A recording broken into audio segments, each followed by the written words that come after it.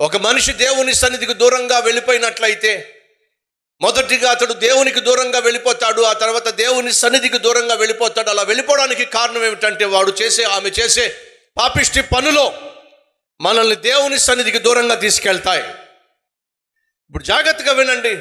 దేవుని సన్నిధికి దూరంగా వెళ్ళినటువంటి వ్యక్తి ప్రశాంతంగా జీవించగలడా, పరిశుద్ధంగా జీవించగలడా, పరిపూర్ణుడిగా జీవించగలడా, ఫలభరితమైన జీవితం జీవించగలడా, చేసే పనులలో ప్రతిఫలాన్ని చూడగలడా? ఇంపాసిబుల్.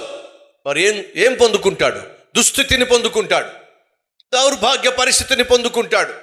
ఆ స్థితికి చేరినప్పుడు అనుకుంటాడు, ఎందుకు నాకు ఈ గతి, ఏమిటి నా ఈ పరిస్థితి, ఏమిటి నా ఈ దుస్థితి అని అనుకుంటాడే కానీ తను దేవునికి దూరం అవడం వల్ల, దేవునికి దూరం అయ్యి ఆయన సన్నిధికి దూరం అయ్యి ఇష్టానుసారంగా జీవించడం వల్లే తనకి కష్టం వచ్చింది, తనకి నష్టం వచ్చింది, తనకి ఈ శ్రమలు వచ్చి పడినాయి అని గ్రహించడే.